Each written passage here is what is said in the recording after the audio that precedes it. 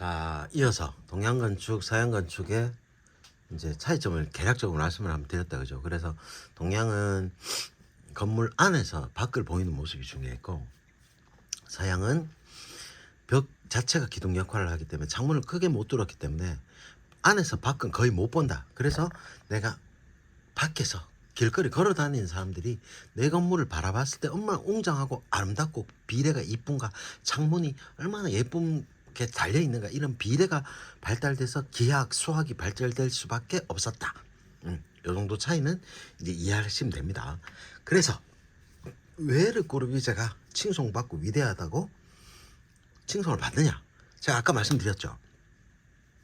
서양 건축은 뭐 돌과 벽돌을 이용해서 벽이 기둥 역할을 하는 벽식 구조였어요. 그 이전까지만 해도, 근대 건축 이전까지만 해도 모든 게 다 근대 건축일 수밖에 없어요. 잠시만요.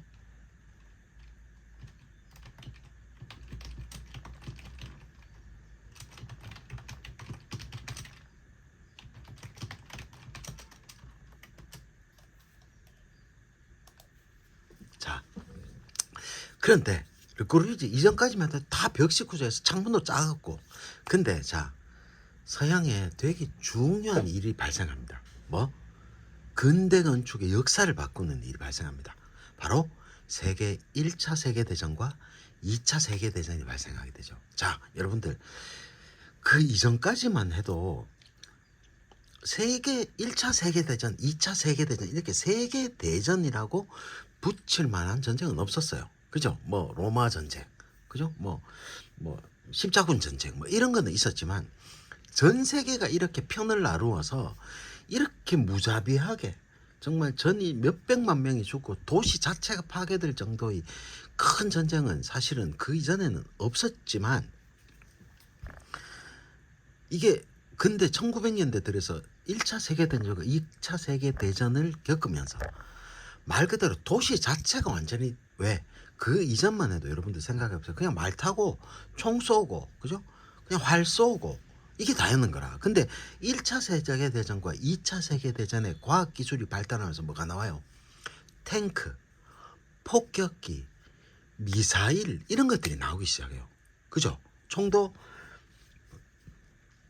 옛날에는 그냥 탕 쏘고 또 제끼고 탕 쏘고 이런데, 기관총 뭐 이런 게 나오기 시작하면서 모든 도시나 이런 게 탱크가 한번 지나가고, 여러분들 건물에다 탱크가 폭격을 한번 가면 콘크리트고 뭐고 돌벽이고 벽돌벽이고 다 무너져요.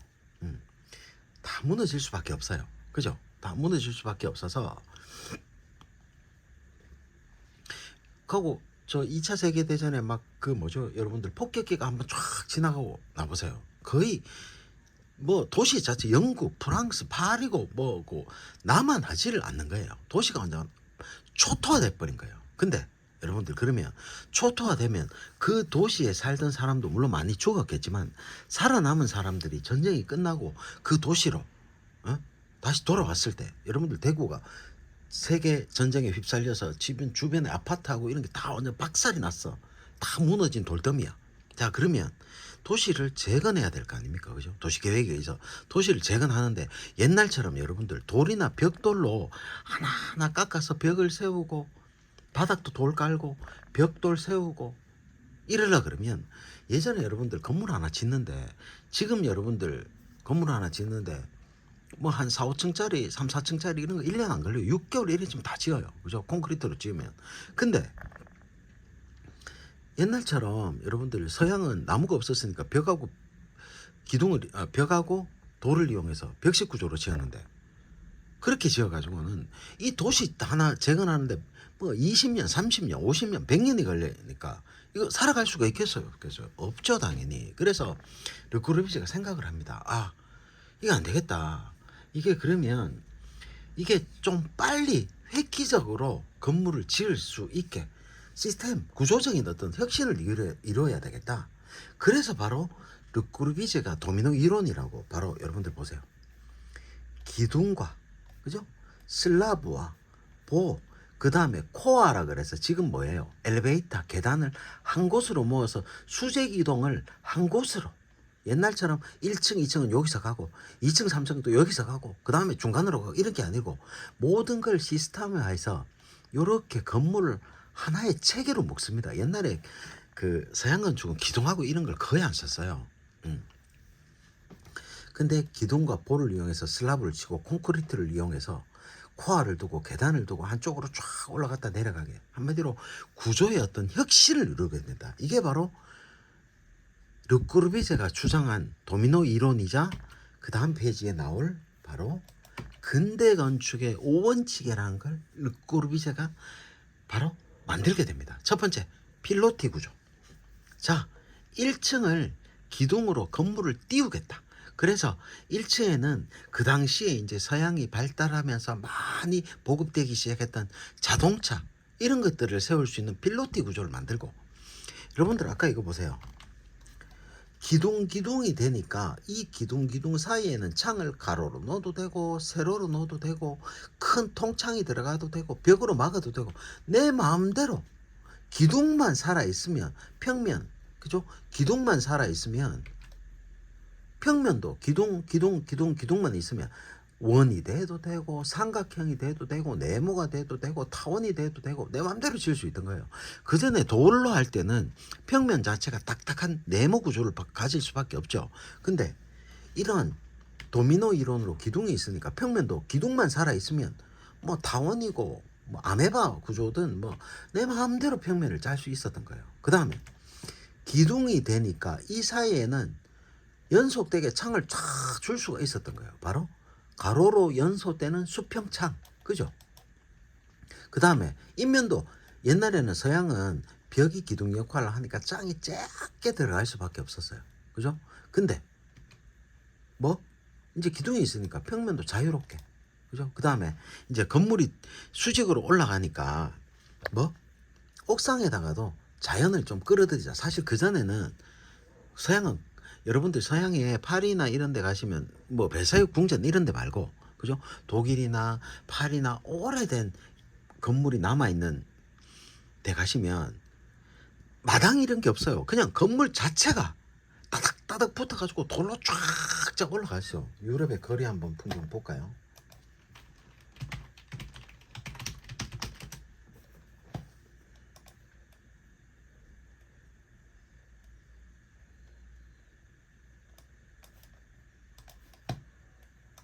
자, 여러분들 이런 거 한번 보십시오. 그죠? 여러분들 이런 거 보시면 바닥도 돌이죠. 이 벽도 다 돌인 거예요. 그죠? 돌이어서 이거는 지금 현대적인 거리지만 창문, 옛날 유럽의 되게 오래된 거리들 보면 창이 작게 이게 시원한 통창 이런 게 없는 거예요. 작게 마당도 없고 뭐 아무것도 없잖아. 그죠? 이해되시죠? 그죠? 이런 것처럼. 근데 우리 도미노 이론이 되니까 도미노 이론이 되니까 여러분들 보십시오. 이 기둥 사이에는 창도 내 맘대로 낼 수가 있는 거야. 그죠? 그래서 이 근대 건축의 전쟁으로 피폐해진 유럽의 거리를 빠른 시간 안에 자유로운 평면과 인면을 가진 좀 건축가의 설계 의도를 반영할 수 있는 이러한 근대 건축 원칙을 가지고 건물을 한번 지어보자. 그래서 필로티, 자유로운 평면, 자유로운 인면, 가로로 연속되는 수평 긴 창, 옥상 정원. 그래서 옛날에 아까 제가 사진으로 보여드렸듯이 이제 자연에 대한 관심을 갖고 있는 거라. 돌바닥에 돌 건물만 들어서니까 너무 삭막하다. 물론 건물 자체가 웅장하고 좋긴 하지만 너무 나무도 없고 풀도 없고 너무 인간이 삭막해지니 옥상이라도 옥상 정원을 넣자. 그래서 이 근대 건축의 5원칙을 발표하고 이에 따라 건물을 다 짓게 됩니다. 르꼬르비제는. 그죠? 그래서 이 이후에 나온 건축가들은, 유럽의 특히 건축가들은 르꼬르비제가 건물을 되게 혁신적으로 정말 그전에는 없었던 평면의 형식으로 건물을 짓기 시작해요. 그러다 보니까 거의 신적으로 추앙을 받게 됩니다.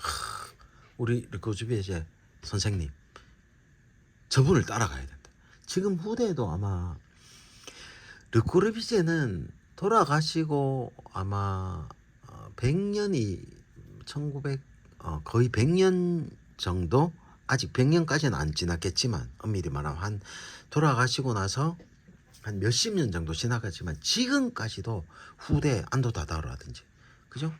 뭐 리차드 마이어라든지 뭐 우리나라에도 어마어마하게 많은 영향을 끼치게 됩니다. 보시면, 그죠? 그러면 이번에 작품을 한번 보겠습니다. 자, 그 유명한 빌라 사보아라고 말합니다. 근대 건축에 앞서 설명드린 근대 건축의 5원칙이 적용된, 충실히 적용된 주택이자 아마 단독 주택으로 빌라 사보아만큼 유명한 건축은 없을 겁니다. 그렇게 보시면 돼요. 사석으로 제가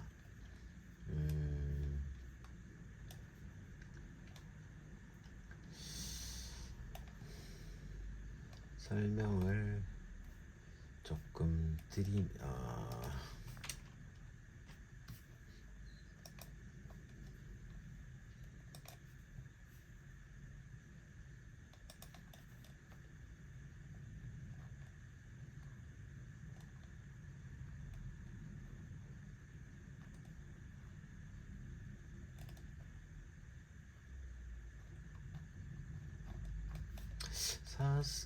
요 그 이야기하기 전에 그 르꼬르비제에 얽힌 일화 같은 것들을 좀 설명을 드릴게요. 그 설명을 드리다 보면 그 우리나라에도 여러분들이 꼭 아셔야 되는 근대 건축가가 두 분이 계세요. 김중업 씨와 김수근 씨. 김수근 씨는 여러분들 88 서울 올림픽 주 경기장을 설계했던 분이고, 김수근 씨는 그 다음에 우리나라 설계 사무실 중에 제일 유명한 곳을 꼽으라면 아마 공간 스페이스라는 데가 들어갈 겁니다. 혹시 관심 있으신 분은 아실지도 모르겠는데 그 공간 사옥을 처음에 창건하신 분이에요. 설계 사무실을. 그래서 잠실 주 경기장, 우리나라 국회의사당, 그 다음에 뭐 경동교회, 뭐 이런 정말 유명한 건축물을 많이 설계하실 거고, 그분의 대치되는 김중업 씨라고 정말 전설적인 건축가가 계세요. 근데 이 두 분은 색깔 차이가 너무 달라요. 김수근 씨는 일본의 도쿄에서 공부를 하셔서 약간 일본의 느낌이 조금 더 묻어나는 건축을 하셨고, 김중업 씨는 말 그대로 르꼬르비제, 우리나라 분 중에 아마 최초이자 마지막으로 르꼬르비제 밑에서 근무를 하셨던 분이에요.